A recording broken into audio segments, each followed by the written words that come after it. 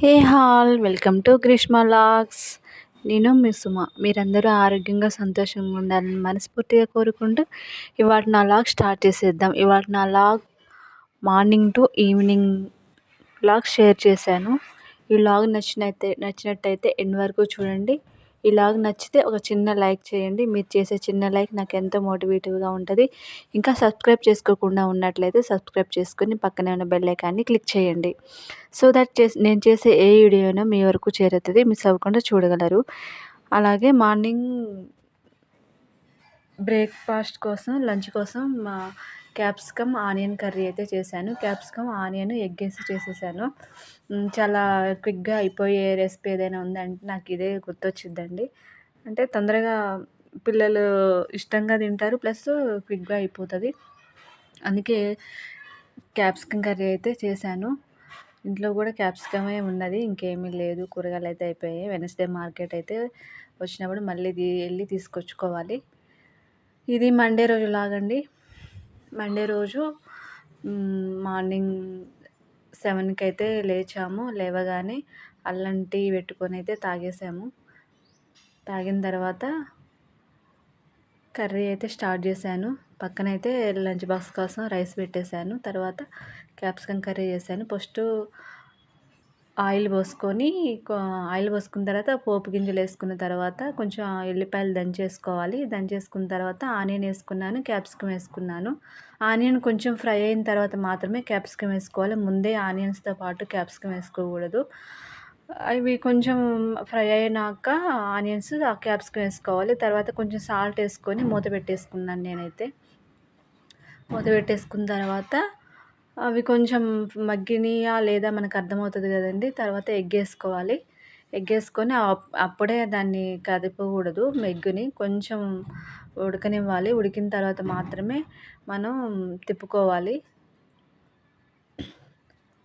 తిప్పుకుంటే అప్పుడు మనకి కొంచెం పెద్ద ముక్కలుగా అయితే ఉంటుంది. లేకపోతే కర్రీలో మొత్తం స్ప్రెడ్ అయిపోయి మంచిగా అనిపించదు. అందుకే అలాగే వేసేసుకోవాలి. తర్వాత ఎగ్ వేసుకున్న తర్వాత కారం వేసుకున్నాను. కారం తర్వాత కొంచెం ధనియాల పొడి వేసుకున్నాను. మీకు ఇష్టం ఉంటే అల్లం వెల్లుల్లిపాయల పేస్ట్ వేసుకోవచ్చు. నేనైతే వేయలేదండి, ఎందుకంటే అది వేసినా అయిపోయినా ఒకేలాగా ఉంటుంది టేస్ట్. అందుకే ఇంకా వేయలేదు దీంట్లోని. మసాలాలు అయితే వేసుకోవాలి, అంటే ధనియాల పొడి ఒకటి వేసుకుంటే టేస్ట్ సరిపోతుంది. అవి ఫ్రై అయిన తర్వాత కొంచెం కారం స్మెల్ రాకుండా ఉండాలంటే తిప్పుకున్న తర్వాత మూత పెట్టుకోవాలి క్యాప్సికమ్ కర్రీకి.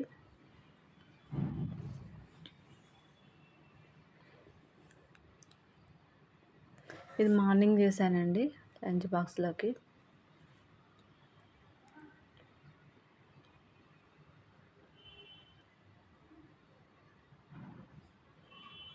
ఇంకా అయిపోయిందండి కర్రీ, ఇంకా అంతే.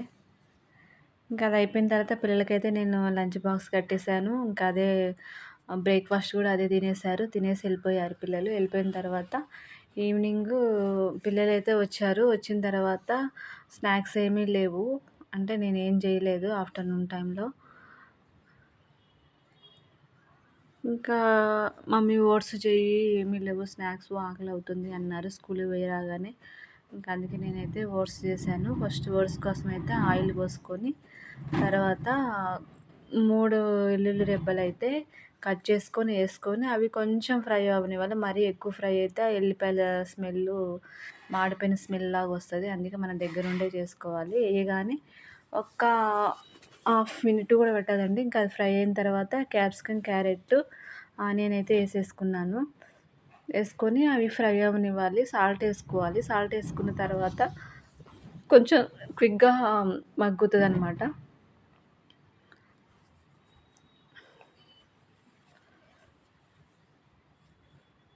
అయిపోయిందా లేదా అని వచ్చి అడుగుతుందండి మా పాప గ్రీష్మ.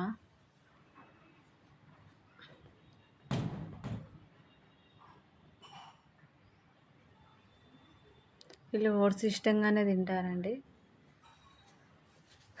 అందుకే ఇంకా వాళ్ళు చేయమన్నారు కదా అని చేస్తున్నాను. అవి ఫ్రై అయిన తర్వాత మనం ఏ కప్పుతో అయితే ఓట్స్ తీసుకుంటున్నామో అదే కప్తో వాటర్ పోసుకోవాలి. అందుకే నేను కప్పులో పోసుకున్నాను. డైరెక్ట్‌గా వేయకుండా మీకు అర్థమయ్యేలా చెప్పాలని. లేకపోతే నేను డైరెక్ట్‌గా వేసుకోగానే చేసుకోగలుగుతాను. అండ్ వీడియోలో మీకు అర్థం అవ్వాలనేసి నేను కప్స్‌లో కొలతలతో మీకు చూపిస్తున్నాను. ఒక కప్పు ఓట్స్ వేసుకుంటే 2 కప్స్ వాటర్ పోసేసుకొని తిప్పుకోవాలి. ఇంకా ఓట్స్‌లోనే కారం, సాల్టు, ధనియాల పొడి, ఇంకా మనకిష్టమైన మసాలాలు ఏమైనా ఉంటే ఏసుకోవచ్చు. దీంట్లో హ్మ్, మ్యాగీ నూడిల్స్ పొడి ఉంటది కదండీ! నూడిల్స్‌కొచ్చే పొడి అదేసుకుంటే టేస్ట్ అయితే బావుంటది.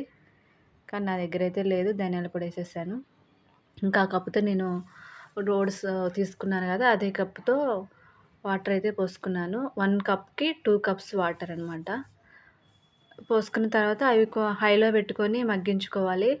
సిమ్‌లో పెట్టుకోకుండా హైలో పెట్టుకొని మగ్గించుకున్న తర్వాత కొంచెం చిక్కబడిన తర్వాత ఆఫ్ చేసేసుకోవడమే. ఇంకా పిల్లలకైతే సర్వ్ చేసేసాను. ఆళ్ళైతే ఇంకా తింటున్నారు. పెట్టేసాను.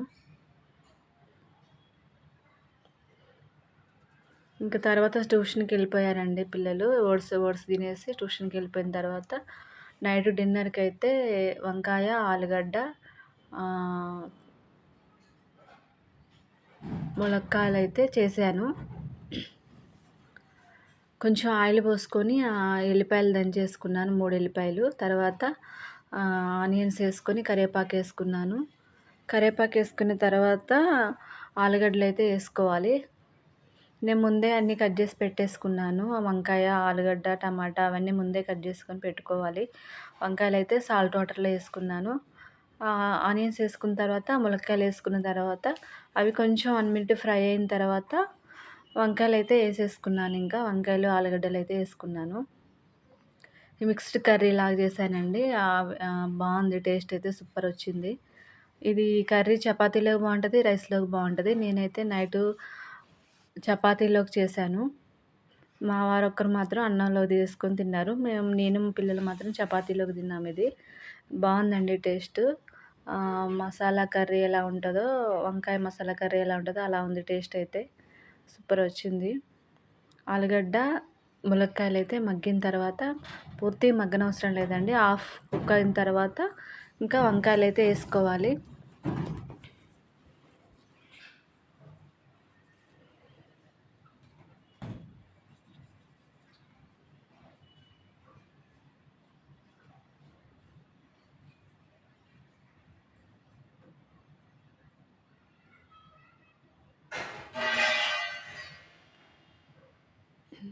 పిల్లలు ట్యూషన్‌కి పంపించేసి ఇంక నేనైతే వంట చేసేసుకుంటున్నాను. వాళ్ళుంటే ఇంకా ఏదో కలర్ చేస్తారండి చేయనివ్వకుండా. ఇంకా అందుకే వాళ్ళు వెళ్ళిపోగానే నేను వంట పని స్టార్ట్ చేసుకుంటాను.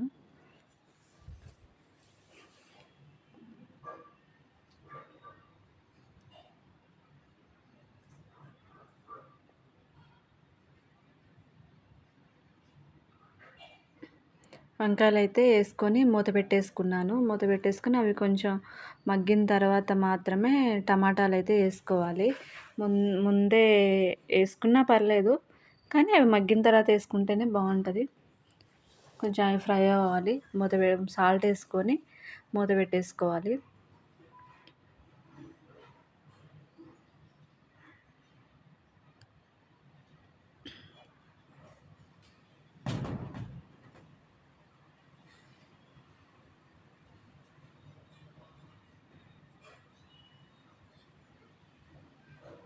చూసారు గదండీ ఎలా ఫ్రై అయ్యాయో, అలా ఫ్రై అయిన తర్వాత టమాటాలైతే ఏసుకోవాలి. టమాటాలేసుకొని ఒక 5 మినిట్స్ అయితే మగ్గనివ్వాలి మూత పెట్టుకొని. సిమ్‌లోనే చేసుకోవాలండి ఇదంతా. హైలో పెట్టుకుంటే మనకు మాడిపోతది. ఇంకా దాంట్లోనే నేను కారం, ధనియాల పొడైతే ఏసుకున్నాను. ఇంకేం ఏసుకోలేదండి. మసాలాలు గిట్లా అల్లం వెల్లిపాయల పేస్ట్ గిట్లా ఏం ఏసుకోలేదు. ఓన్లీ ధనియాల పొడి ఒకటే ఏసుకున్నాను. కారం ఏసుకున్నాను. సాల్ట్ ఏసుకున్నాను. ఇంకా వేసుకొని తిప్పేసుకోవడమే. ఒక ఆలుగడ్డ, ఒక పావు కేజీ అంత వంకాయలు, 2 టమాటాలు వేసుకున్నాను. అవి కొన్ని మిగిలిపోయాయండి. మా వీక్ ఎండింగ్ వచ్చినియంటే ఇంకా ఫ్రిడ్జ్‌లో కొన్ని అవి కొన్ని, ఇవి కొన్ని మిగిలిపోతాయి గదా! ఇంకా అన్నీ కలిపి అయితే చేసేసుకున్నాను. ప్లస్ చపాతీలకు గూడా బావుంటది గదండీ ఈ కర్రీ అందుకే చేశాను. నేను చపాతీకైతే పిండి మిల్లి పట్టించుకున్నానండి. కొన్ని 1 కేజీ గోధుమలు, హాఫ్ కేజీ అయితే జొన్నలైతే ఏసి మిల్లి పట్టించుకున్నాను. ఇంకా ఆ పిండిని నేను చపాతీకి వాడుతున్నాను. బావుందండి. టేస్ట్ అయితే చాలా స్మూత్‌గా వచ్చినాయి చపాతీలు. అంటే మనం షాప్‌లో కొంటే అంత స్మూత్ రావట్లేదండి. ఎందుకో గట్టిగుంటుంది కొంచెం. ప్లస్ మనం వాళ్ళు ఏ పిండి కలుపుతారో మనకు అర్థం కాదు. మనమే పిండి పట్టించుకుంటే మనకు అర్థమవుతది కదా! మనం ఏ పిండి కల్తీ చేసుకోలేదని. ఇంకా అంతే అండి. హైదరాబాద్‌లో ఏదైనా కల్తీనే ఉంటది మాక్సిమం. మనం పట్టించుకుంటే అవి కల్తీ అనేది లేకుండా ఉంటది. నేను స్మూత్ ఉన్నాయండి. మంచి పర్ఫెక్ట్ షేప్ అయితే రావట్లేదు. అందుకే